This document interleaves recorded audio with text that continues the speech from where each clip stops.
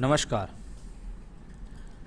आपकी हस्तरेखा के बाद अब हम देख रहे हैं आपकी कुंडली।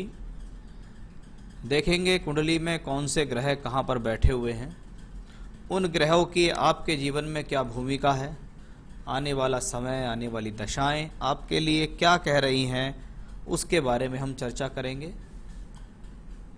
शुरुआत करते हैं हम सबसे पहले नवग्रह स्थितियों के बारे में कि कुंडली में 9 ग्रह आपकी कुंडली में जहां बैठे हुए हैं वो आपके लिए क्या अच्छे हैं और क्या बुरे हैं। उन दोनों चीज़ों का हमें यहाँ आपको फल बताना है।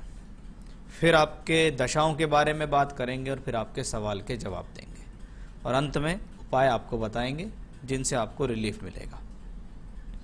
शुरुआत करते हैं आपकी कुंडली में लगन से कि आपका मकर लगन है और आपका जो चंद्रमा है वो यहाँ कुंभ राशि में बैठा हुआ है।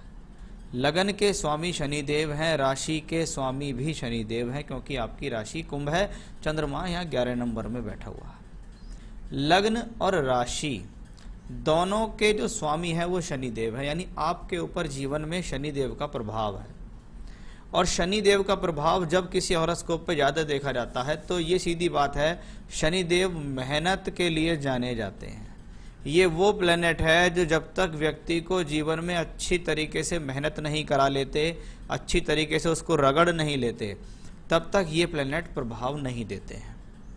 यानी मेहनत जितनी ज़्यादा उतनी ज़्यादा सफलता शनिदेव इस तरीके की सोच रखने वाले या इस तरीके से फल देने वाले हैं, क्योंकि कर्म फल प्रदाता और कर्म कराने वाले ग्रह, चाहे वो आप अपनी रोज़मर्रा की ज़िंदगी में कर्म कर रहे हो, चाहे आप अपनी प्रोफेशनल लाइफ के लिए कर्म कर रहे हो, वो दोनों शनिदेव से देखे जाते हैं। जब आपकी राशि लगन दोनों के मालिक शनि कुंडली के अष्टम भाव में हों, राहु केतु एक्सेस पे हों और शत्रु राशि के अंदर बैठे हों, तो शास्त्र कहता है लग्नेश का 6, 8, 12 में जाना जीवन को संघर्षरत बनाता है।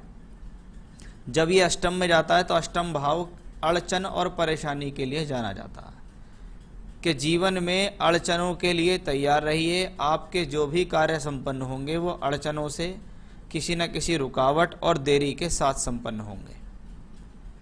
शनि के साथ जब राहु होता है तो शास्त्र में शनि राहु का योग अच्छा नहीं माना जाता। क्यों? क्योंकि शनि तो है कर्म करने वाले ग्रह, इनका काम होता है जीवन में कर्म करना, प्रोफेशनल लाइफ के लिए मेहनत करना, स्वभाव से गंभीर हैं, स्लो हैं, धीरे धीरे काम करते हैं, धैर्यवान है। वहीं राहु उत्तेजित तना से भरा हुआ है। राहु को जीवन में सब कुछ बहुत जल्दी से चाहिए, भौतिक सुख चाहिए, सभी प्रकार की उमंगें उसके दिमाग में दौड़ती रहती हैं कि ये ले लूँ, वो भी चाहिए, ये भी चाहिए। और जब ये कॉम्बिनेशन हो तो व्यक्ति को ये भ्रमित करता है। शनि कहते हैं कर्म करो, राहु कहता है कर्म मत करो, जीवन में सुख सुविधाओं के प्रति आकर्षित हो जाओ कि मेरे पास गाड़ी हो, मेरे पास पैसा हो, मेरे पास बंगला हो, मेरे पास ये हो और वो हो। ये सब राहु से आता है। इसलिए आपका राहु आपको प्रॉपर कर्म नहीं करने देता है, आपके माइंड को डिस्टर्ब करता है, आपको मेंटली डिस्टर्बेंस रखता है।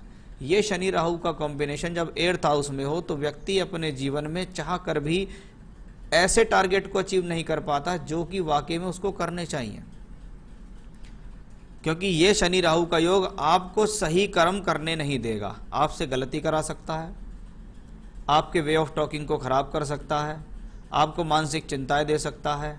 आप चाहते हैं कुछ अच्छा करना लेकिन कर नहीं पाते, आप किसी न किसी ऐसी चीज़ों में उलझ कर रह जाते हैं जीवन में जिनका आपको फ़ायदा लेना है। यानी भौतिक सुख जब मिलेंगे जीवन में जब आप मेहनत करोगे, जब आप कर्म करोगे, जब आपके पास धन आएगा तभी तो कुछ मिलेगा। राहु स्वप्न दिखाने का काम कर रहा है यहाँ, इसलिए शनि राहु का योग शास्त्र में अच्छा नहीं माना जाता। और 8th हाउस में हो तो संघर्ष ज़्यादा देता है, सफलता उतनी नहीं देता है। चंद्रमा यहाँ केतु के साथ है, ये इस हॉरोस्कोप की एक दूसरी प्रॉब्लम है। कहते हैं शास्त्र में चंद्रमा मन का मालिक है, आपकी मेंटल कंडीशन को बताने वाला प्लेनेट चंद्रमा है। चंद्रमा शनि की राशि में शनि से दृष्ट है और राहु केतु एक्सेस में है।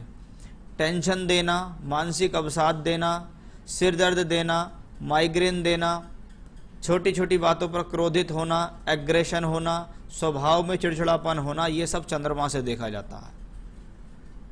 और ये चंद्रमा जब केतु के साथ हो तो ये एग्रेशन को पैदा करता है।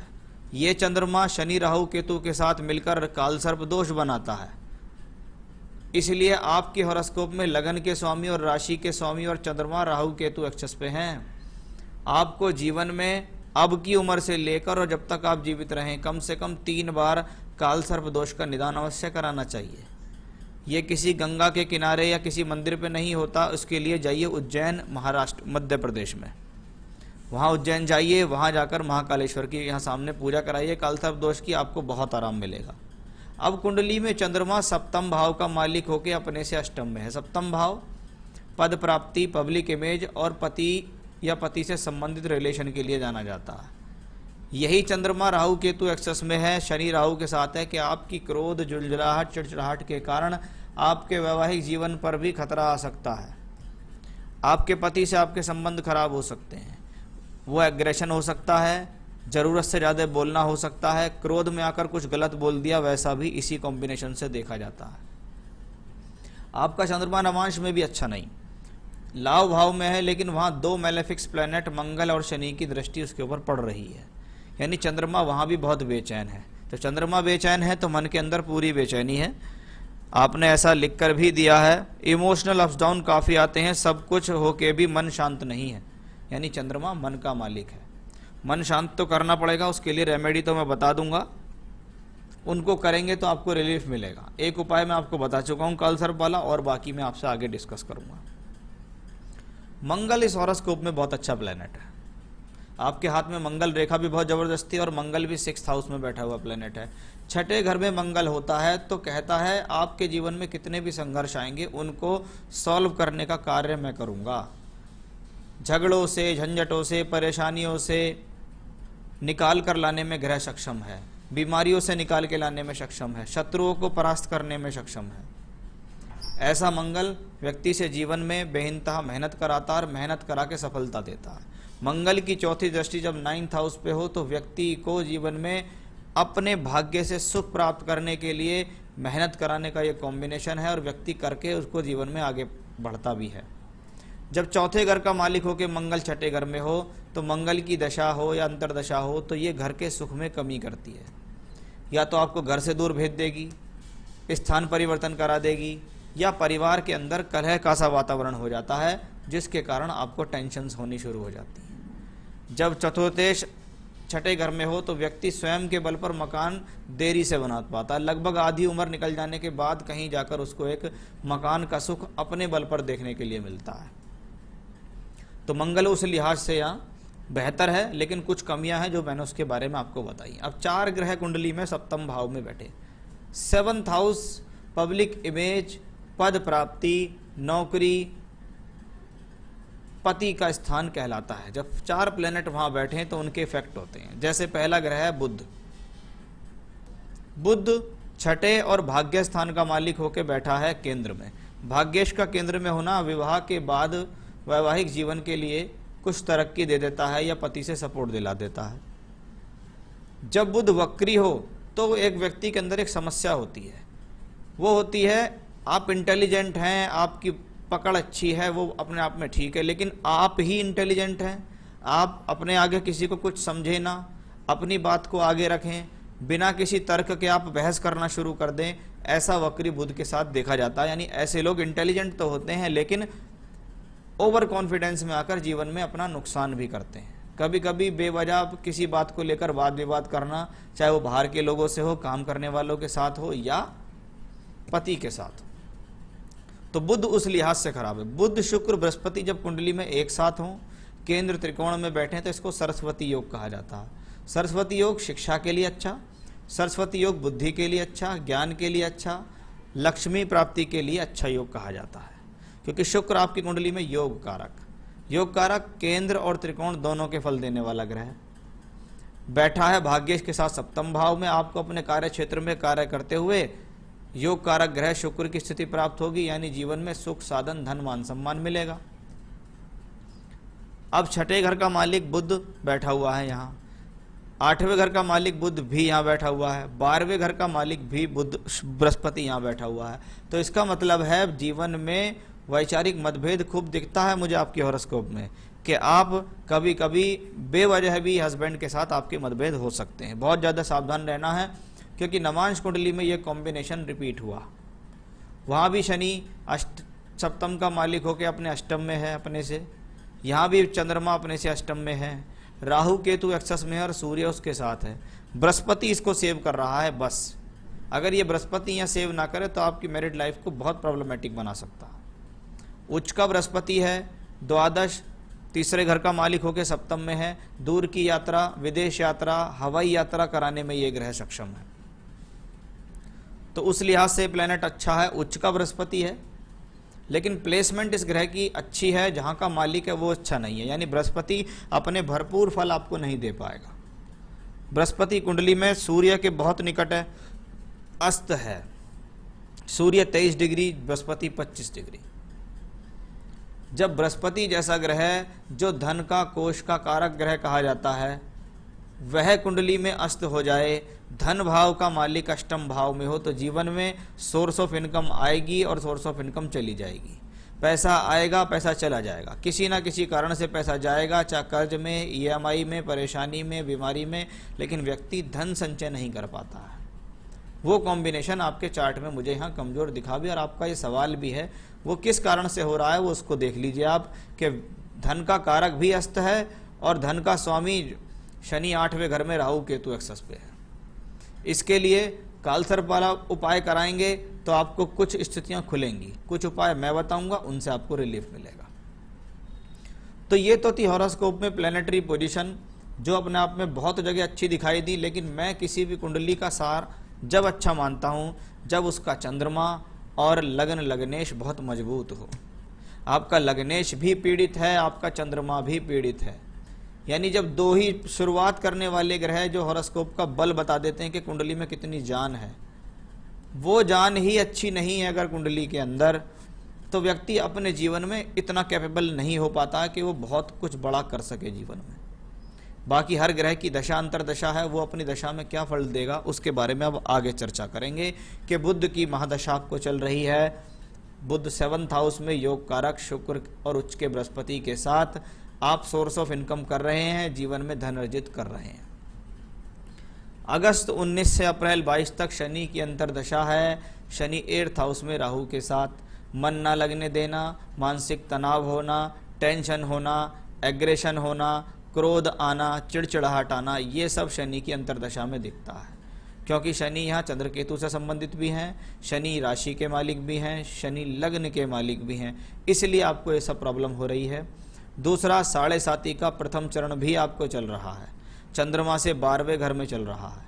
चंद्रमा भी पीड़ित, शनि भी पीड़ित, इसलिए 7.5 आपके लिए प्रॉब्लमेटिक और इफेक्टिव है।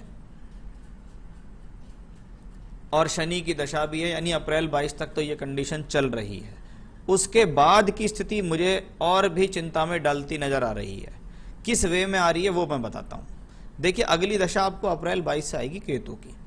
केतु को कहा जाता है वो जिसके साथ बैठता है उसको इफेक्ट करता है, जिसकी राशि में बैठता है उसके अकॉर्डिंग फल देता है। चंद्रमा के साथ केतु का कॉम्बिनेशन मानसिक तनाव, टेंशन, परेशानी, माइग्रेन, एग्रेशन, बीपी से संबंधित प्रॉब्लम देता है। 7 साल के लिए केतु की दशा है, तो सचेत हो जाइए।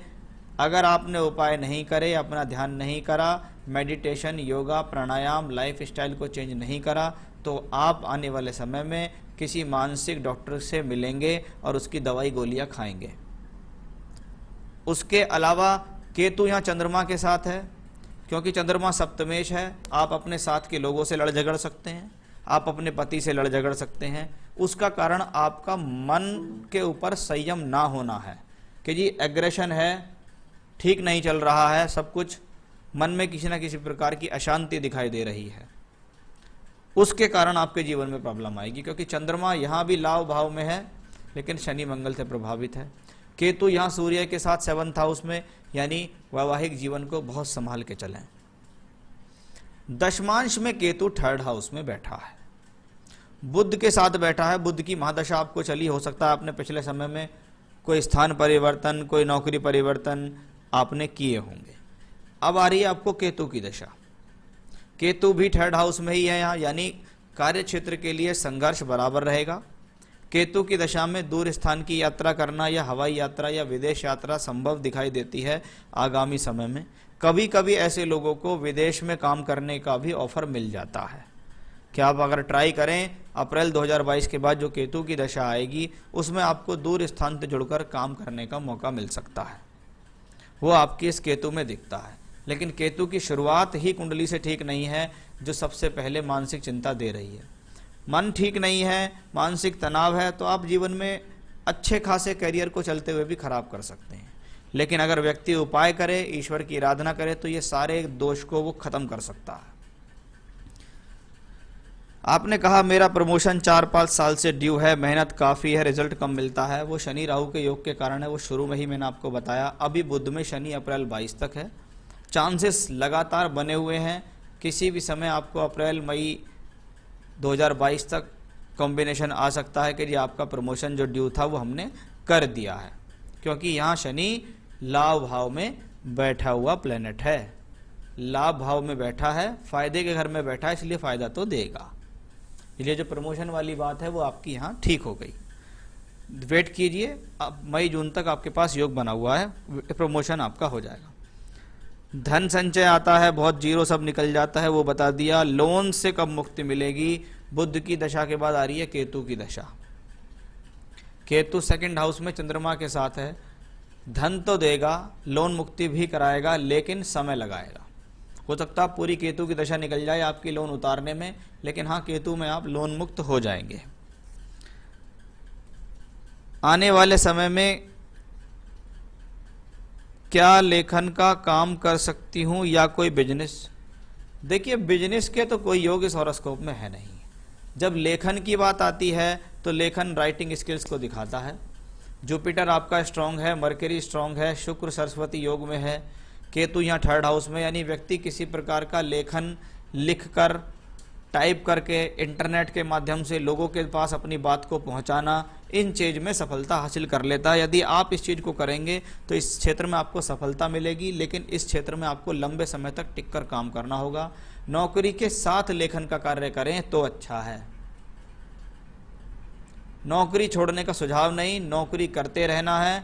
बिजनेस के लिए बिल्कुल भी ट्राई नहीं करना। क्या कभी विदेश यात्रा होगी? निश्चित केतु की दशा में विदेश यात्रा आपके पास है। वो विदेश यात्रा आपके कार्य को लेकर भी हो सकती है, क्या पता आपको वहाँ नौकरी मिल जाए, ऐसी भी संभव दिखाई देती है। तो ये तो था आपकी हॉरोस्कोप का एनालिसिस। कुंडली में 2 दोष के कारण आपकी पूरी कुंडली इलझी हुई है। चंद्र केतु का दोष, कालसर्प दोष, शनि राहु का दोष। जब इतने सारे दोष, 2-3 तरीके के दोष में हॉरोस्कोप इलझ कर रह जाए तो उसको जीवन में पूजा पाठ का सहारा लेना चाहिए, लंबे समय तक पूजा पाठ करनी चाहिए, जिससे आपको फायदा मिले। जैसा कि कुंडली में सबसे पहले कालसर्प के लिए मैंने आपको बता ही दिया, आप रोजाना 3 बार रुद्रा अष्टकम का पाठ करेंगी। सोमवार के सोमवार मंदिर जाइए, भगवान भोलेनाथ के मंदिर जाइए, शिव परिवार को स्नान कराइए। दूसरा, 3 बार रोजाना रुद्रा अष्टकम का पाठ करेंगे। आप इसे गूगल कर सकते हैं, आपको ये मिल जाएगा। तो 3 पाठ रुद्राष्टकम के आपको करने हैं, और कम से कम 3 बार हनुमान चालीसा का पाठ करना है। तो 3 बार करनी है आपको हनुमान चालीसा, 3 बार करना है आपको रुद्राष्टकम। योगा, मेडिटेशन, अनुलोम विलोम, प्राणायाम, कपालभाति, ये अपनी ज़िंदगी में डालिए, क्योंकि आप मेंटली रूप पे ज़्यादा अच्छी नहीं दिख रही है मुझे, आपकी हॉरोस्कोप भी नहीं लगी और आपका हाथ भी नहीं लगा। तो इनको मजबूत बनाने के लिए, क्योंकि प्लैनेट आपके हैं, ये कहीं जाएंगे नहीं, इसलिए इनकी पूजा अर्चना आपको करनी होगी, जिससे आपको लाभ मिलेगा। तो 3 पाठ रुद्राष्टकम के, 3 पाठ हनुमान चालीसा के आपको नित्य प्रतिदिन करने हैं। और केतु की दशा आगे आ रही है तो 3 ही पाठ आपको करने हैं संकट नाशन गणेश स्तोत्र के।